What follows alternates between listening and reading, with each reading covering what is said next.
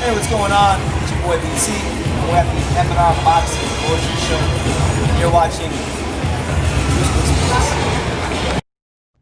The untouchable True School Sports Empire proudly presents something the boxing game's been missing. Hey, what's going on? It's your boy BT, and I came here to talk some boxing with the thousands of True School Sports subscribers. Now, hit that like and subscribe button, and surely you will not be disappointed. We're talking about the man himself, Magic Mike Plania, fresh off of his upset victory over Joshua Greer in one of ESPN's most recent cards that was brought to you in part by Top Rank Boxing and the Bob Father, Bob Arum.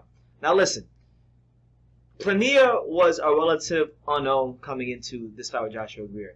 Unless you are really up on your boxing or involved in the South Florida boxing community like I am, there's no way in hell that you would know very much about Mike Plania because he just never had that kind of exposure.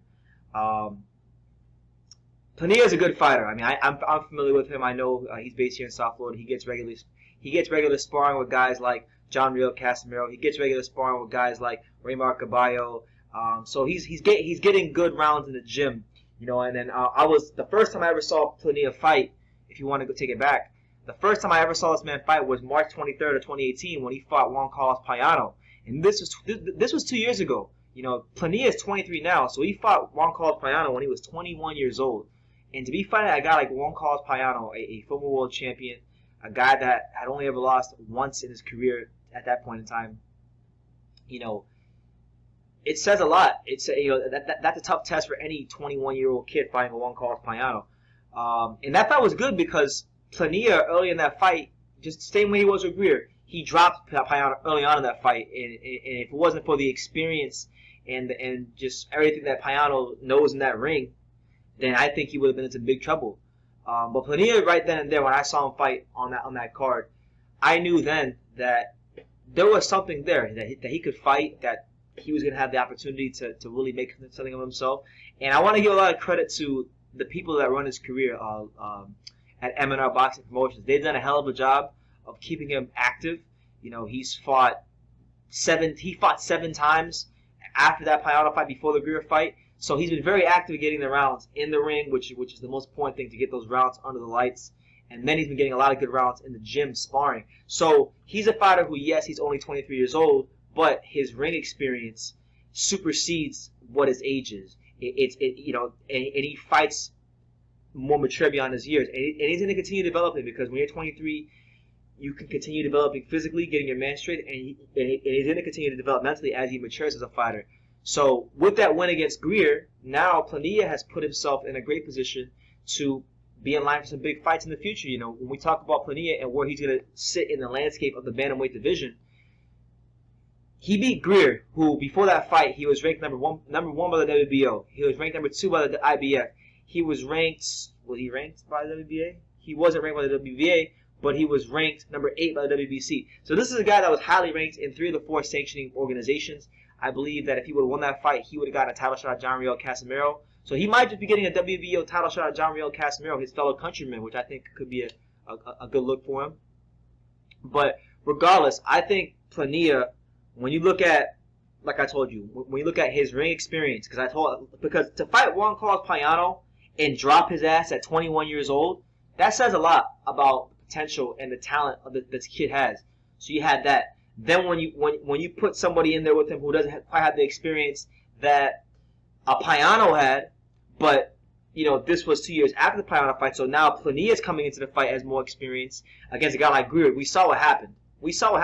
And mind you, that was on 3 weeks' notice. So imagine if Plania would have got a full training camp. He might have really put it on Joshua Greer, because Joshua Greer, I like Joshua Greer. I have the utmost respect for him. I just made a video about the respect I have for him, because he handled his loss like a true champion should. And a lot of fighters can learn from Joshua Greer. But talking strictly boxing, Joshua Greer was unable to defend the left hook all night. You know, he continued to fight in straight lines. His jab was lacking a lot early on in the fight. And he seemed very reluctant to throw anything because that left hook really got his respect. So, does Plania have devastating knockout power?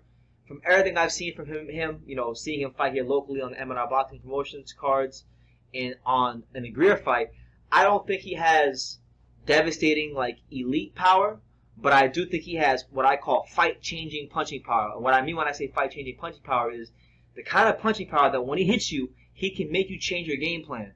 A lot of fight, because you gotta understand in boxing. In boxing, there's different types of power.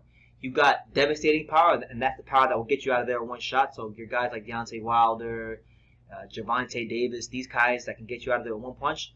These guys have devastating power. Okay.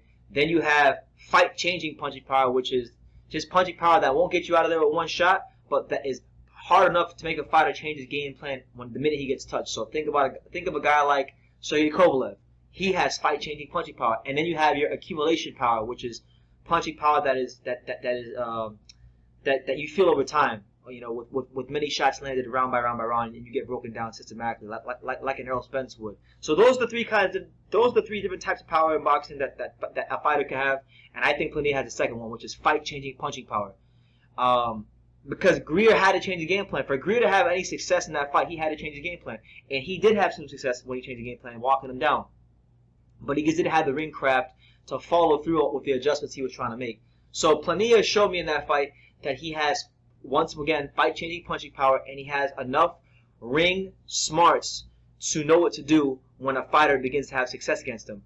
And that's the difference that's the difference that I saw in this fight in comparison to the Payano fight that I was at in 2018. So he's a good fighter, Plania, and I think he has a chance to really be something in boxing, because he's at a good age. He's maturing at a good rate. He's an active fighter. So this isn't a guy that has any sort of ring rust. This isn't a guy that is unfamiliar with fighting under the lights because he's been shelled by his promoter. No. The people behind him have been keeping his ass active, fighting a lot. I mean, if you look at Plania, in 2018 he fought 4 times. In 2019 he fought 5 times. So this is a guy that over the last 2 years he's been averaging 4 to 5 fights, and now he's at that contendership level where he's ready. And this is how it's supposed to be done. This is how it should be. This is how every fighter's progression should be. You should be, when you're on the cusp as a prospect going into contender part of your career, you should have already been active, match fit, sharp, and that's what we saw from Plania. And mind you, he was that sharp on the night with only 3 weeks of a notice. So imagine if it would have been 8 weeks. I'm just saying, man, we had to take these things into context and consideration. But just looking at 118 right now, I like where he's at because I think, whether he fights Casemiro or a guy like Ubali, I think he's gonna have a chance to beat either one of them. Because Ubali, he's someone that he's very strong, but he don't have devastating power. He's got accumulation power. He don't even got, in my opinion, Ubali don't even have fight-changing punching power. He's got accumulation power where he uses his size and he kind of just wears you down. That's what he was doing to Takuma Inoue and he out-hustled him and he was able to beat him in that fight. So I think that fight's a good fight for him. I think he could outbox Ubali and potentially stop him. And the Casemiro fight I think is probably the most interesting one because Casemiro he's got devastating power. He's got that power that will get your ass out of there with one punch. This guy's a 118 pounder and he punches like a 154 pounder. He's got that kind of power. I've listened to him hit the mitts and it's a different sound. So if that's the route they're gonna go, maybe that's the way they go later on. But I don't know. I can't see that happening right away because I believe they're both managed by the same person, which is Sean Gibbons at Manny Pacquiao Promotions. So I don't think that'll be next. So maybe I don't know what his career path is or what his career plan is, but he's definitely in a place to be the next Filipino boxing star. He's at a great age to become the next Filipino boxing star. And to be honest with you guys, the reality is this: Manny Pacquiao isn't going to be in boxing much longer. I would say he's got maybe 2 years left at max. Casemiro is very good, but he's no spring chicken either. German and Cajas has pretty much left the face of the earth, so we can't really say much about German and Cajas right now because he wasn't active before the pandemic. So I think the way it's looking now is that Mike Plania has a chance to grab the Filipino boxing world by the throat, by the mantle, and really just go somewhere else with it. And he's a heck of a fighter. He's a heck of a fighter, and I think he's only gonna get better from here.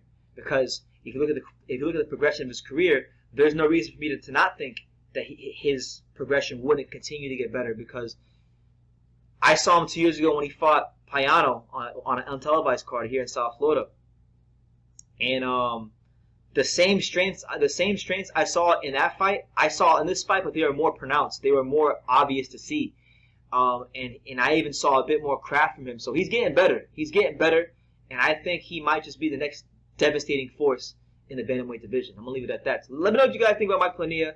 Do you think he'll become the next boxing star from the Philippines? I really think he has every chance in the world to become that, with the way the division is structured, with the champions that are in place, with the contenders that are at the top, with his style, with his progression. He really has a chance. I really do think he has a chance to go all the way and be a big factor in this weight class. But let me know what you guys think in the comments down below. Make sure you guys take the time to subscribe. And like I say in every single one of these videos, you can love me or you can hate me, but I'm just a kid from Daniel. So until next time, take care, guys. Hey, what's going on? It's your boy BT. We're at the Davy Powell, and you're watching True School Sports.